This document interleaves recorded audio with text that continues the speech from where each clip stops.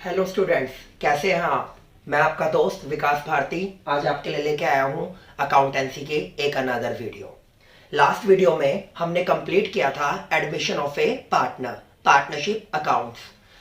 Admission of A partner के बाद next one हमारा टॉपिक जो है वो है रिटायरमेंट, और रिटायरमेंट के बाद हम करेंगे death of A partner. But पहले मैं स्टार्ट करने वाला हूँ रिटायरमेंट के पीछे काफी सारे हमें रीजंस देखने को मिलते हैं, लाइक एज फैक्टर। आपके एग्जिस्टिंग ओल्ड पार्टनर में एक पार्टनर 70 इयर्स प्लस है और अब उसकी एज जवाब दे रही है कि फ्यूचर में वो पार्टनरशिप फर्म को कंटिन्यू नहीं कर पाएगा। दैट्स वाई वो पार्टनरशिप फर्म से क्या लेना चाहता है, रिटायरमेंट। और रीजन हो सकता है आपका इलनेस। कोई पार्टनर एक लंबे समय से बीमार चलने लग रहा है, इसकी वजह से वो प्रॉपर मैनर में पार्टनरशिप को कंडक्ट नहीं कर पा रहा। दैट्स वाई वो भी रिटायरमेंट लेना चाहता है। और एक रीजन आपका होता है डिस्प्यूटेड केस। जब पार्टनर्स की आपस में ना बनती दिखाई दे तो उनमें से कुछ पार्टनर पार्टनरशिप फर्म को क्विट करना चाहते हैं और अपनी सेपरेट बिजनेस को सेटअप करना चाहते हैं। उस केस में भी आपके पार्टनरशिप फर्म में कोई पार्टनर रिटायरमेंट ले लेता है। तो फर्स्ट वन केस हमने क्या पढ़ा, ड्यू टू इलनेस, बीमारी की वजह से जब पार्टनर पार्टनरशिप फर्म से रिटायरमेंट लेगा। दूसरा केस हमने क्या पढ़ा, एज फैक्टर, जब किसी पार्टनर की एज की वजह से वो पार्टनरशिप फर्म को छोड़कर जाने लग रहा है। और थर्ड डिस्प्यूटेड केस, इस केस में भी एग्जिस्टिंग पार्टनर पार्टनरशिप फर्म से रिटायरमेंट ले लेता है। रिटायरमेंट लेने से पहले पार्टनर को एक पब्लिक नोटिस जारी करना पड़ता है जिसमें वो पब्लिकली अनाउंस करता है कि इस डेट के बाद मैं इस पार्टनरशिप फर्म का हिस्सा नहीं होगा। इट मीन्स उसके बाद फ्यूचर में जो रिमेनिंग पार्टनर्स के थ्रू जितने भी आपकी पब्लिक के साथ डीलिंग्स या अनदर पार्टनरशिप फर्म के साथ डीलिंग की जाएगी उसके लिए मैं रिस्पॉन्सिबल नहीं होगा। स्टूडेंट्स, रीजंस पढ़ने के बाद अब हम चलेंगे रिटायरिंग पार्टनर को क्या क्या अधिकार होते हैं आफ्टर रिटायरमेंट। एडमिशन के केस में मैंने आपको बताया था जब एक पार्टनर पार्टनरशिप फर्म में एंट्री करेगा तो वो अपने साथ दो चीजें लेके आता है, एक तो कैपिटल की अमाउंट और एक गुडविल का शेयर। सेम जब कोई पार्टनर पार्टनरशिप फर्म से रिटायरमेंट लेगा तो वो अपनी कैपिटल की अमाउंट वापस लेके जाएगा और प्लस में अपने गुडविल का शेयर लेके जाएगा। और एक पार्टनर को रिटायरमेंट के दौरान क्या अधिकार होते हैं, अपने रिजर्व और एक्यूमुलेटेड प्रॉफिट्स में हिस्सा लेने का राइट। क्योंकि आपकी पार्टनरशिप फर्म ने अपने अनसर्टेन लायबिलिटीज की पेमेंट करने के लिए आपके पार्टनर्स के हिस्से में से अमाउंट विड्रॉल की थी और उस केस में आपके एग्जिस्टिंग ओल्ड पार्टनर के शेयर कम कर दिए गए थे।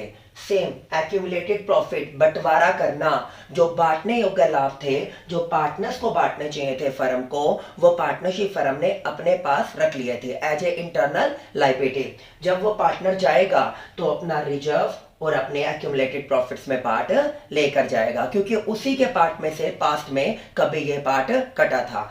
ये topic admission of A partner में मैंने आपको ब्रीफली समझाया हुआ है। अगर आपने मेरी वो वीडियो नहीं देखी तो लिंक डिस्क्रिप्शन में है, आप जाके देख सकते हैं। नेक्स्ट टॉपिक है आपका revaluation of assets and liability. जब कोई पार्टनर पार्टनरशिप फर्म में एंट्री कर रहा था तो उस दौरान वो क्या कह रहा था कि आज के करंट की मार्केट वैल्यू मुझे चेक करनी है आपके एसेट्स और लायबिलिटी की, उसके ब्याह पर मैं अपना शेयर लेके आऊंगा। सिमिलर आपके रिटायरमेंट के दौरान जो आपका एग्जिस्टिंग पार्टनर होगा जिसने पास्ट में एसेट्स को खरीदने के लिए पेमेंट की थी, इन्वॉल्वमेंट दी थी, वो आज की डेट की एसेट्स और लायबिलिटी की मार्केट वैल्यू चेकआउट करेगा और उसके प्रॉफिट या लॉस जो भी जनरेट होते हैं उनमें अपना हिस्सा लेगा या देगा। उसके लिए कौन सा अकाउंट मेंटेन किया जाएगा, रिवैल्यूएशन अकाउंट। अगर आपने ये भी मेरी वीडियो नहीं देखी है तो इसका लिंक भी मैंने डिस्क्रिप्शन में डाला हुआ है। आगे हम बात करने वाले हैं अकाउंटिंग प्रॉब्लम से। कोई पार्टनर एडमिट होता है, उस दौरान भी अकाउंटिंग प्रॉब्लम्स क्रिएट होती हैं, और कोई पार्टनर छोड़ के जाएगा उस दौरान भी अकाउंटिंग प्रॉब्लम्स। वो क्या होंगी, लास्ट वन में क्या सीखा था हमने, calculation of new profit sharing ratio. अब कोई पार्टनर जाएगा तो अपने पार्ट को रिमेनिंग पार्टनर्स की फेवर में छोड़कर जाएगा। रिमेनिंग पार्टनर्स उसके एग्जिस्टिंग पार्ट को एक्वायर करेंगे, इट मींस गेन करेंगे, जिससे उनका शेयर इंक्रीज हो जाएगा। तो आपको एक तो कैलकुलेट करना है new profit sharing ratio after retirement and एक gaining ratio. After that point number second, हम क्या करेंगे, गुडविल का accounting treatment. Previous one chapter में भी हमने गुडविल का अकाउंटिंग ट्रीटमेंट क्या था, वो प्राइवेटली लेके आता है, कैश में लेके आता है या विदाउट कैश लेके आता है। यहां पर भी हम क्या करेंगे रिटायरमेंट के दौरान, गुडविल का अकाउंटिंग ट्रीटमेंट। बिकॉज जो आपका जाने वाला पार्टनर होगा वो अपना गुडविल का शेयर लेके जाएगा और जो गेनर्स होंगे वो उस पार्ट को बियर करेंगे। नेक्स्ट वन, अभी मैंने आपको बताया वो पार्टनर एसेट्स और लायबिलिटी की आज की डेट की मार्केट वैल्यू कंसीडर करते हुए रिवैल्यूएशन करवाएगा और उसमें अपना पार्ट देगा या लेगा। आफ्टर दैट जो लास्ट प्रॉब्लम अराइज होती है वो होती है पार्टनर की पेमेंट को लेके। कई बार आपके जो रिमेनिंग पार्टनर्स होते हैं उनके पास प्रॉपर मैनर में रिटायरिंग पार्टनर को देने के लिए अमाउंट नहीं होती, तो वो क्या करते हैं, जितनी अमाउंट अवेलेबल हो गई उसकी तो पेमेंट कर देंगे और रिमेनिंग पार्ट को पार्टनरशिप फर्म के लिए एज ए लोन ट्रीट कर लेंगे। तो स्टूडेंट्स सुनिए, केस नंबर 1 जहां पर आपको न्यू प्रॉफिट शेयरिंग रेशियो जो रिमेनिंग पार्टनर्स का क्या रहने वाला है उसके रिगार्डिंग कुछ भी गिवन नहीं होता, तो उस सिचुएशन में आप कैसे new profit sharing ratio calculate करेंगे। इस केस को हम एक छोटे से एग्जांपल से क्लियर करेंगे। सपोज करते हैं ए बी सी 3 पार्टनर्स थे, उनका जो प्रॉफिट शेयरिंग रेशियो था वो था 3:2:1। सी पार्टनरशिप फर्म से क्या लेने वाला है, रिटायरमेंट लेने वाला है। बट यहां पर आपको एग्जिस्टिंग पार्टनर जो रहेंगे ए और बी उनके न्यू प्रॉफिट शेयरिंग के रिगार्डिंग कुछ भी नहीं बताया गया। उस केस में आप जो पार्टनर रिटायरमेंट लेने वाला है उसके शेयर को कट करके रिमूव करके रिमेनिंग पार्टनर्स के न्यू पीएसआर को कैलकुलेट कर सकते हैं।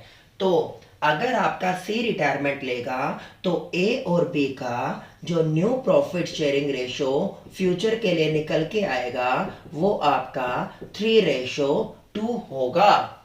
इस तरह अगर आपको फर्स्ट केस में कोई पार्टनर जाने लग रहा है और न्यू पार्टनर्स के न्यू प्रॉफिट शेयरिंग के रिगार्डिंग कुछ भी मेंशन ना हो तो जो पार्टनर जाने लग रहा है उसके शेयर को हटा दीजिए। उसके शेयर को हटाने के बाद जो शेयर निकल के आएगा वो रिमेनिंग शेयर होगा किसका, आपके एग्जिस्टिंग पार्टनर का। उसी को आप न्यू प्रॉफिट शेयरिंग रेशियो का दर्जा देते हैं और वही आपका गेनिंग रेशियो भी बन जाता है। क्लियर है? ये मेरा फर्स्ट केस था, अगर पेपर में आपको कुछ भी गिवन नहीं होगा।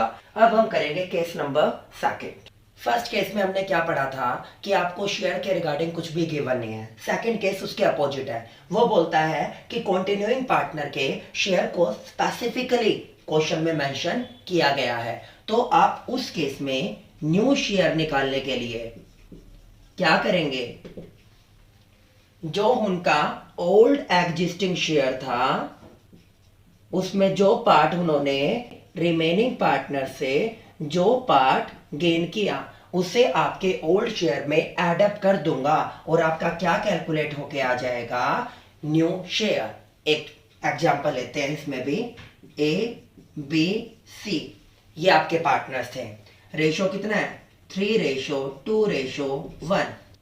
इसमें हम मानते हैं ए रिटायर हो रहा है, ए का शेयर कितना है 3/6।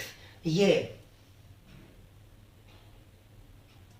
B gains 2/6 from A and C gains 1/6 from A।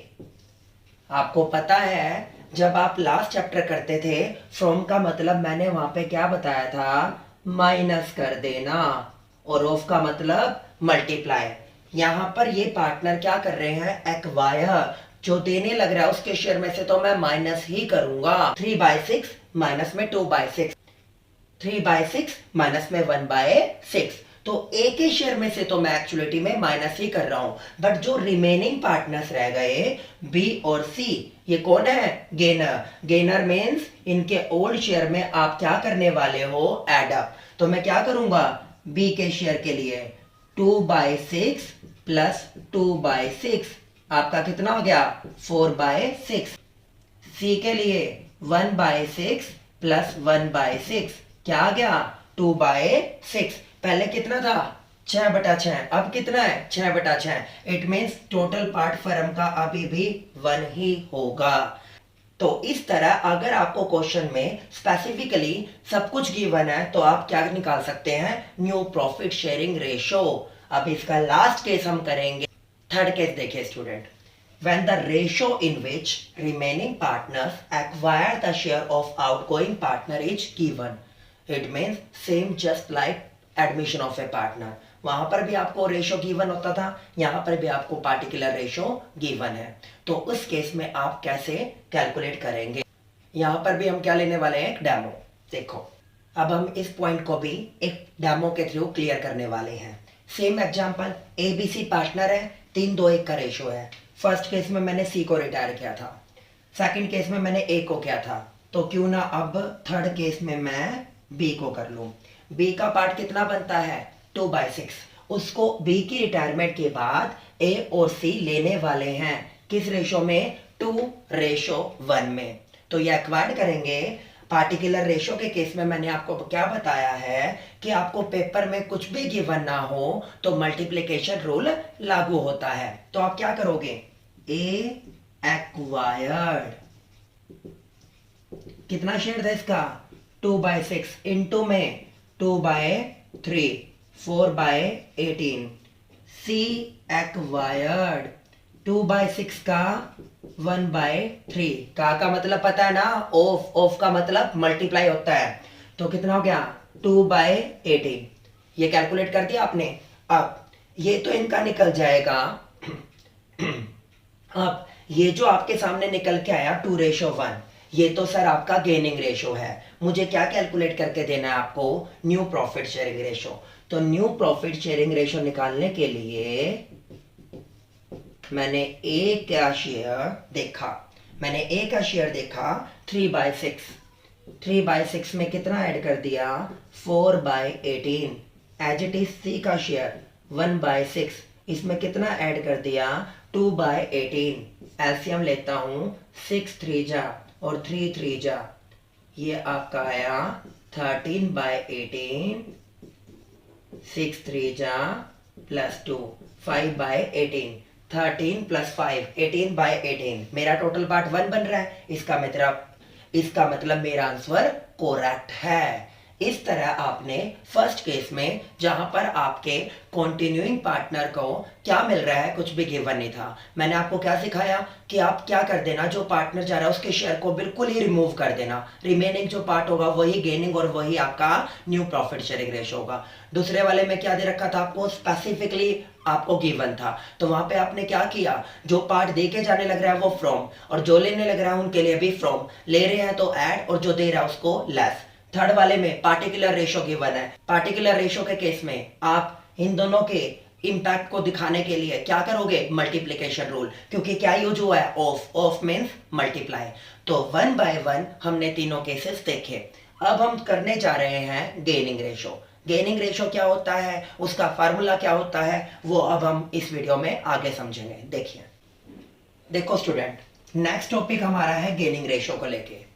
जब कभी भी कोई ओल्ड पार्टनर पार्टनरशिप फर्म को छोड़कर जाएगा तो वो अपने पार्ट को अपने साथ नहीं लेके जाएगा, इनफैक्ट रिमेनिंग एग्जिस्टिंग पार्टनर के फेवर में छोड़ के जाएगा। जिस भी प्रपोर्शन में रिमेनिंग पार्टनर्स उसके शेयर को एक्वायर करते हैं उसे आप क्या बोलते हो? Gaining ratio. और गेनिंग रेशो कैसे कैलकुलेट होगा? New ratio minus old ratio is equal to gaining ratio. देखिए, gaining ratio is calculated at the time of retirement or death of a partner. It is the ratio in which the remaining partner acquire the outgoing or retiring partner sharing। अब हम next video में new profit sharing ratio और gaining ratio से related numerical question solve करेंगे step by step.